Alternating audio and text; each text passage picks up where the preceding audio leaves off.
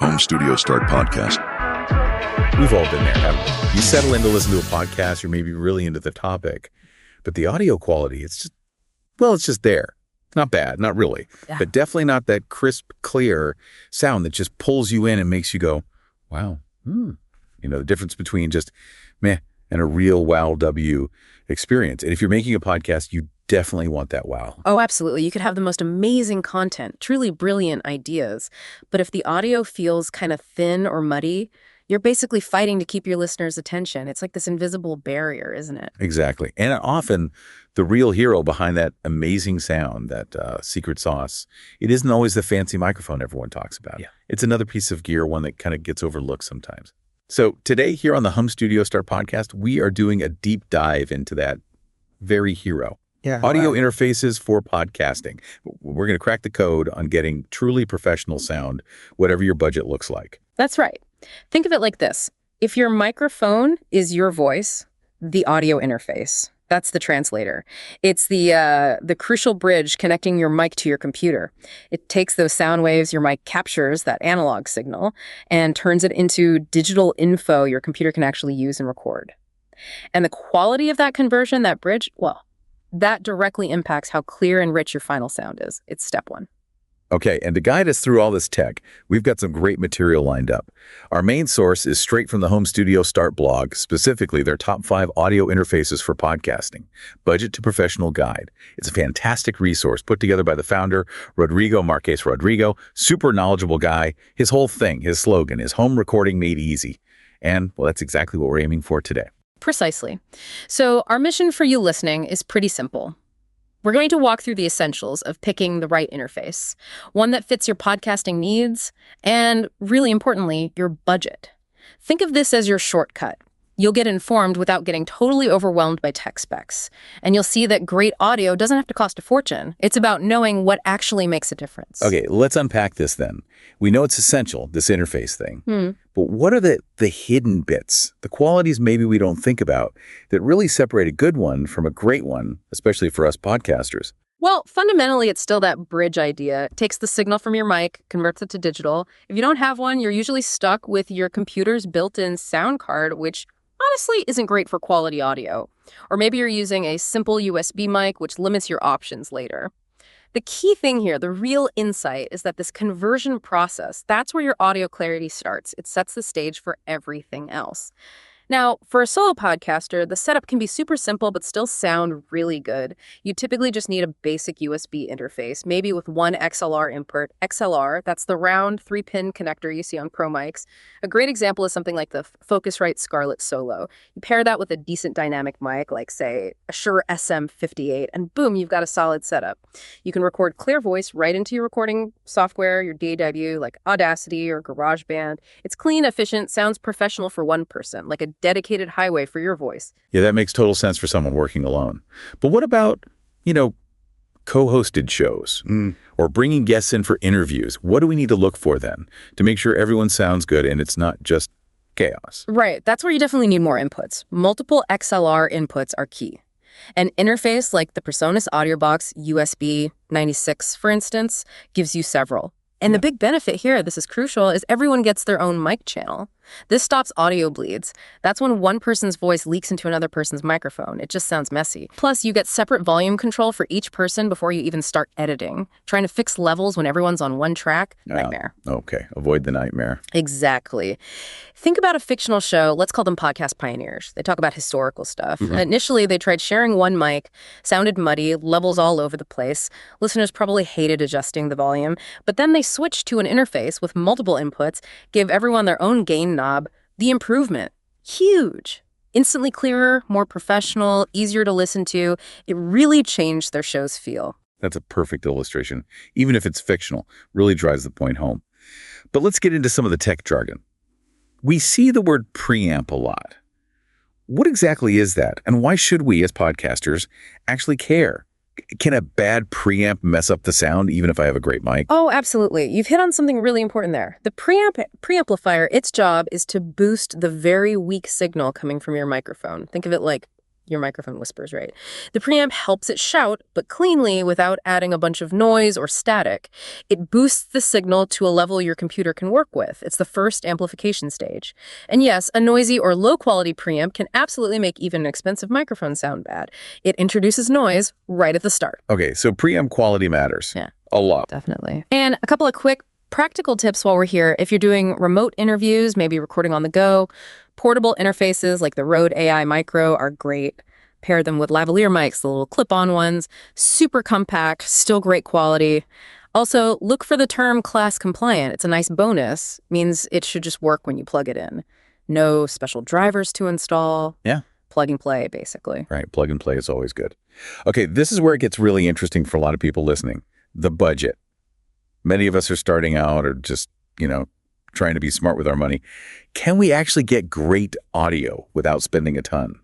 Or is it always a case of you get what you paid for? You absolutely 100% can get fantastic audio without breaking the bank. That's probably one of the biggest myths for new podcasters.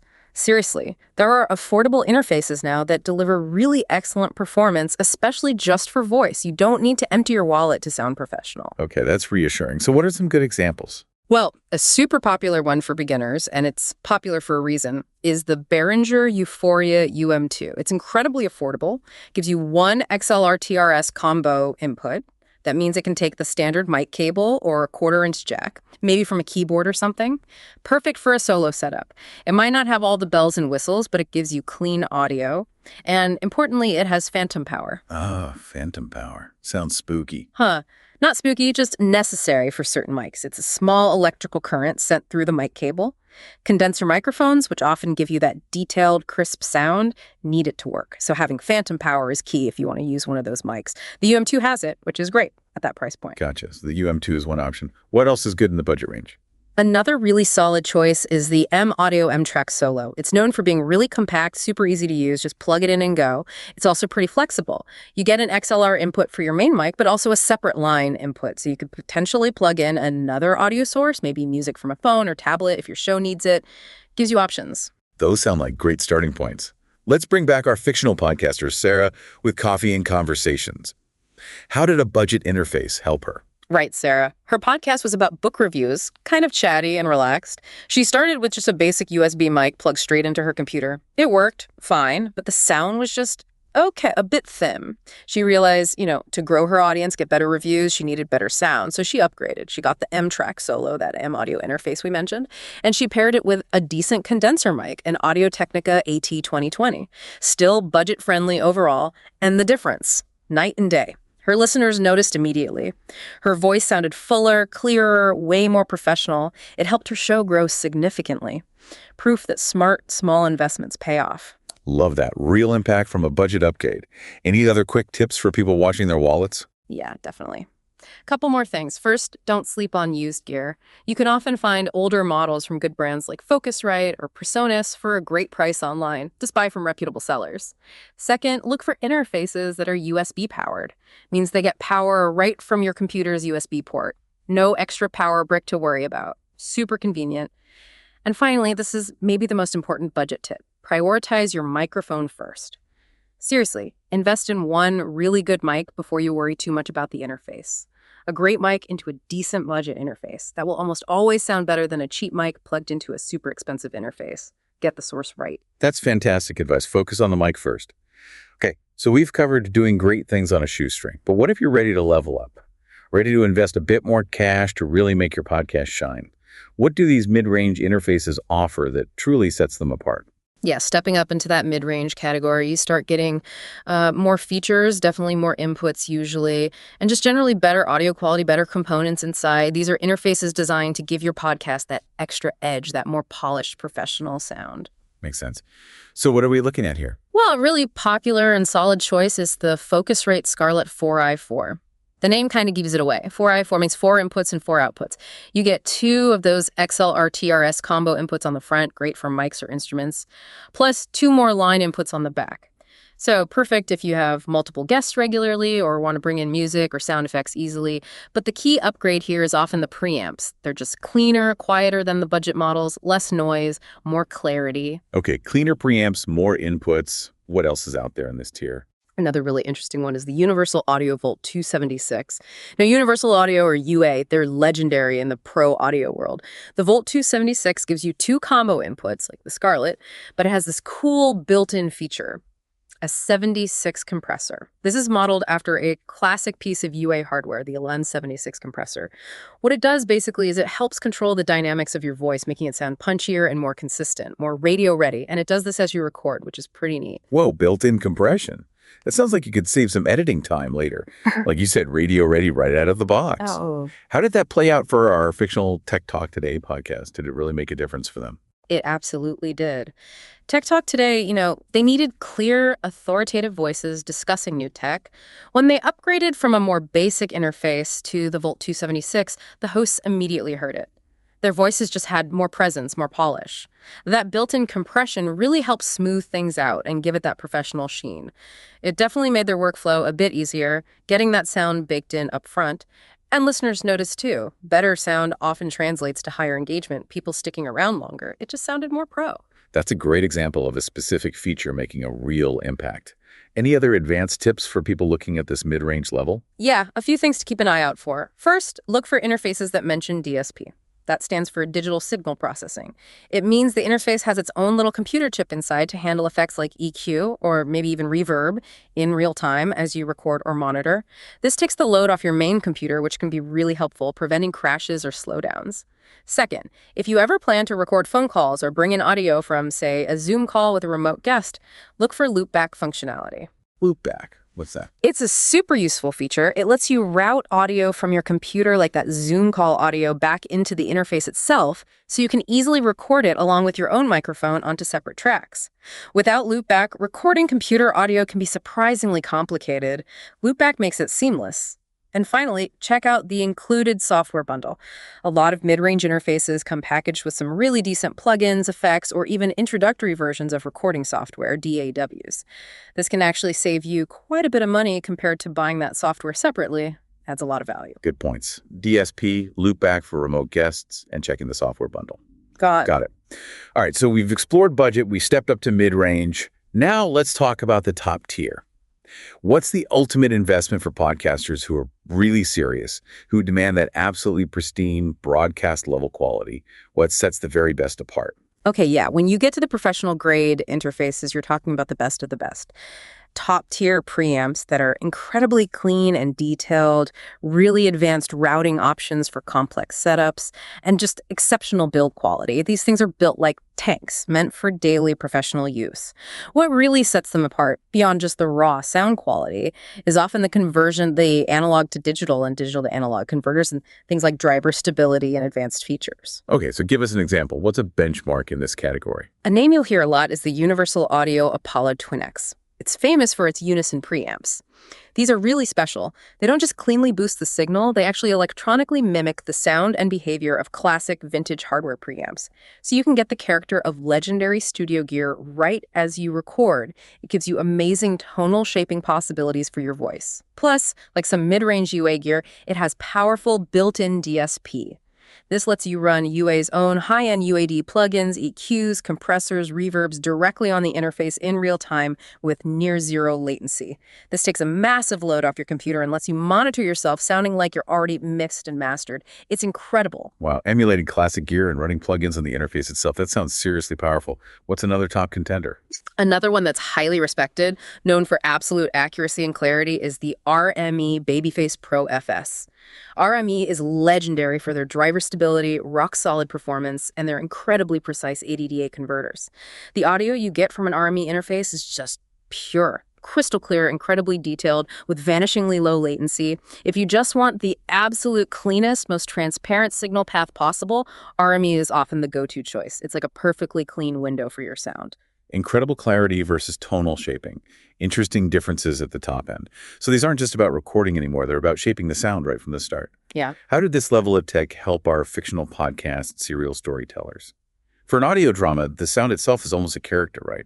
Exactly. For serial storytellers who were creating these super immersive audio dramas, the sound design was everything. They needed to capture subtle voice acting nuances, layer complex sound effects, create believable environments. Upgrading to something like an Apollo Twin X was a game changer for them.